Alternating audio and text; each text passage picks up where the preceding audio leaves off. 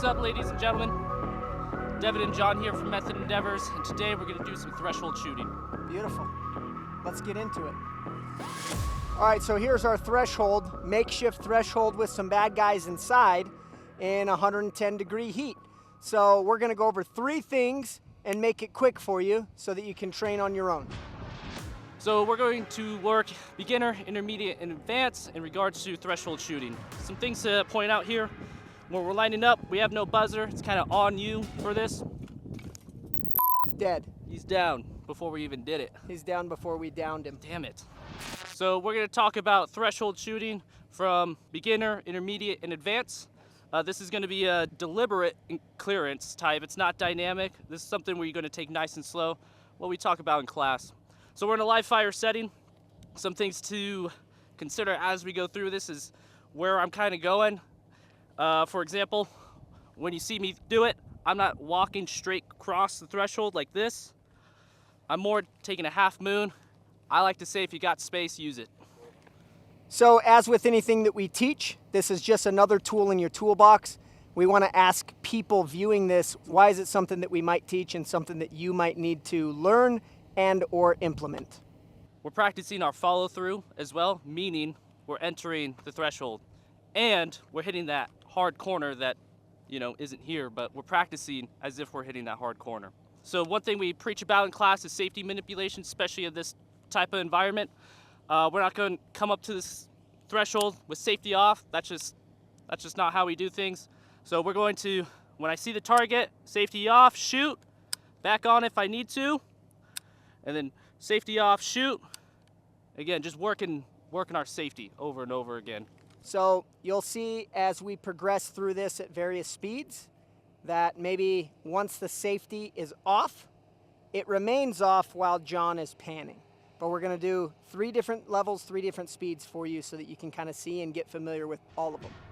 So beginner, if you're not totally comfortable with this, I would highly recommend trying this method out and just crawling your way through this process. So right here, Devin's behind me. He gives me that squeeze. Now, as I'm working this threshold panning, I first see my target. I'm going to stop and shoot. All right, cool. I shot. Now I'm panning again, panning. I see the next target. I stop and shoot. Then panning across. Okay. Following through, hitting that corner, collapsing, doing your secondary, primary scan, good to go. Now, if you want to take it up a notch, go intermediate. Now I want you to shoot and move. Shoot and move just a little bit, picking up the pace. Devin gives me the squeeze. All right, cool. I see the target. I'm still moving. Cool. Safety coming back on. I see the target still moving.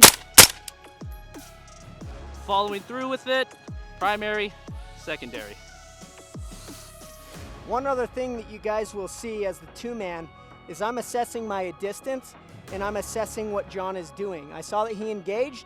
I saw that he didn't just run into the room. He continued his pan, looking for another threat, and he got all the way to the end where he could see as much as he could of that room. Then I gave him permission by lowering my gate or lifting the gate or whatever your SOP is. He started going in, which means I crept up so that I didn't leave him hanging like this.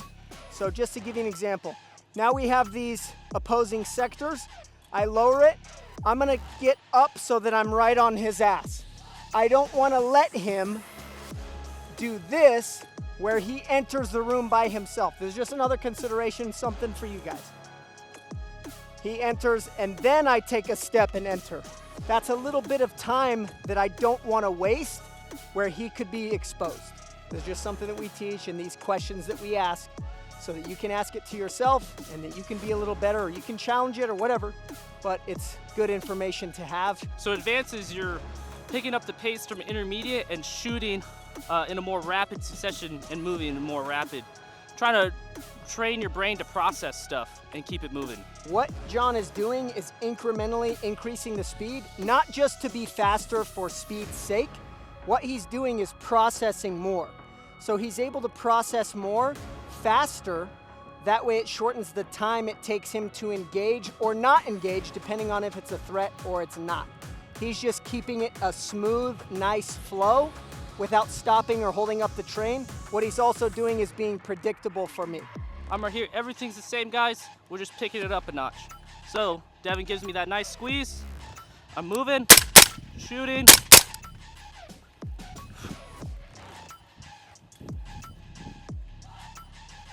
Nice.